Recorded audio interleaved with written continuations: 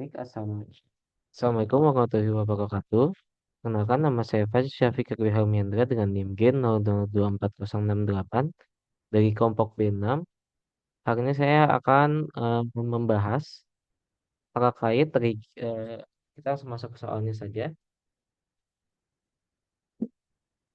Oke, kita akan masuk ke soal yaitu jelaskan anatomi dari perineum. Oke, baik, kita masuk ke regio perineum dulu. Nah, kita harus tahu dulu ini regio perineum. Regio perineum itu apa sih? Dia tuh kayak regio yang bentuknya seperti berlian. Eh, dia tuh nanti akan dibagi menjadi dua regio oleh garis hayal yang menghubungkan kedua tuber ischiadicum. Jadi nanti regio orogenitale yang di bagian anterior dan regio analis di bagian posterior. Nah, di sini tuh dia juga terdapat batas-batasnya ya. Kalau kita lihat batas anteriornya dia itu ada maga inferior symphysis pubicum. Di bagian lateralnya dia itu ada rami ischiopubicus yang ini lateralnya anterior dan ligamentum sacrotuberale. Dia ada di bagian sini. Di bagian posterior dia itu apex coccygeus di bagian ujung bang di apex atau di bagian coccygeus paling atas. Oke, sip.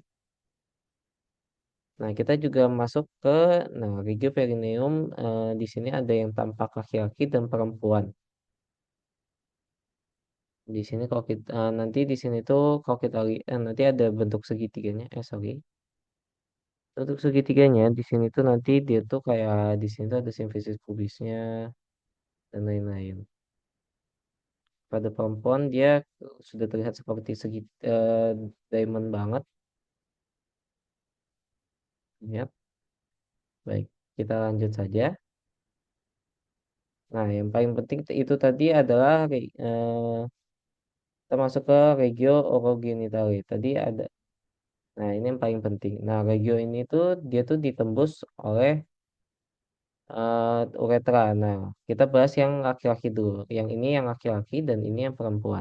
Nah, kita bahas yang laki-laki dulu. Nah, dia tuh ada urutan lapisan-lapisannya. Dia tuh kan tebal ya. Nah, dia berlapis-lapis ya. Kalau kita lihat dari superficial ke profundanya, itu yang pertama tuh ada yang paling luar itu ada kulit. Di bagian luar itu ada kulit. Habis itu nanti dia ada fascia perineum superficialis.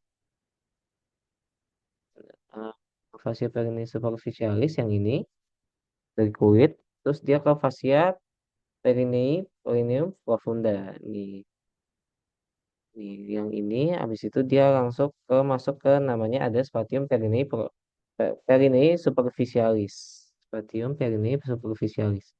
Yang ini.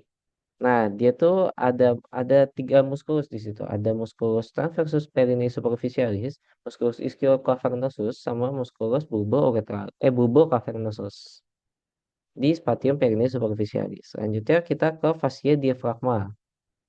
Fascia diafragma urogenital inferior yang ini, urogenital inferior di bagian sini.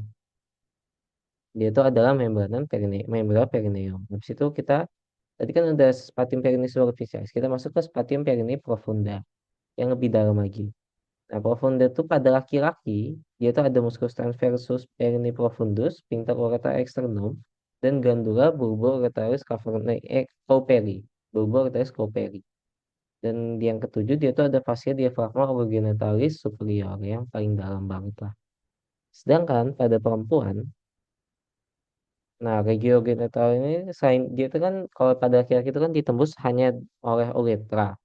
Kalau pada perempuan dia itu juga ditembus oleh satu struktur organ lain yaitu vagina di bagian posterior uretranya. Nah, struktur-strukturnya ini sama dengan pada pria. Dia itu hampir sama lah. Cuman pada wanita tuh ada sedikit modifikasi pada susunannya. Nah, urutannya dari lapisan paling superficial ke profunda. Nah, nanti kalau kita lihat ini yang pertama ada kulit sama, terus ada fascia perineum superior sama kayak tadi, perineum superficialis, fascia perineum profunda masih sama. Pas itu, nah di sini kita masuk ke spatium perineum superficialis. Di sini ada tiga muskulus sama stem versus perineum superficialis, ischiocavernosus sama bulbocavernosus masih sama di sini. Pas itu selanjutnya kita masuk ke Spatium perinei tadi kan udah. Habis itu ke fascia diafragma obligonitalis inferior yang bagian sini. Obligonitalis inferior berarti dia bagian sini. Dia sama masih membran perinei juga. Nah, kita masuk ke spatium perinei profunda yang lebih dalam lagi. Nah, di sini tuh dia bedanya di sini. Dia tuh tadi kan untuk yang tadi yang pada laki-laki dia tuh musculus reflexus perinei profundus, sphincter OUE, musculus OUE atau sphincter ureter externum dan granule bulbar urethralis cooperi.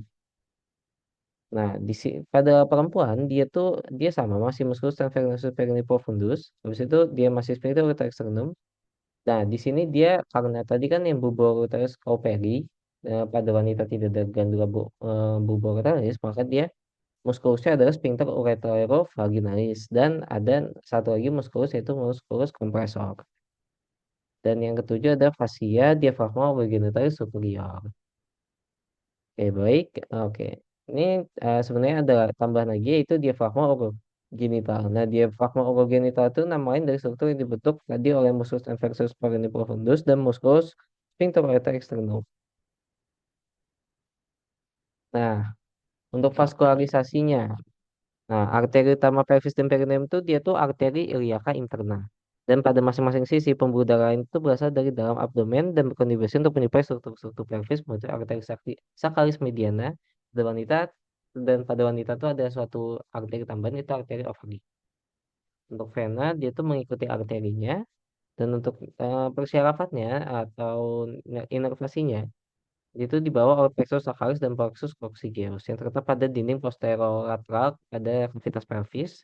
Nah, nervi pada kedua plexus ini terutama berkontribusi untuk persarafan ekstremitas inferior, muskulus pelvis dan perineum. Oke, sekian. Terima kasih. Wassalamualaikum warahmatullahi wabarakatuh.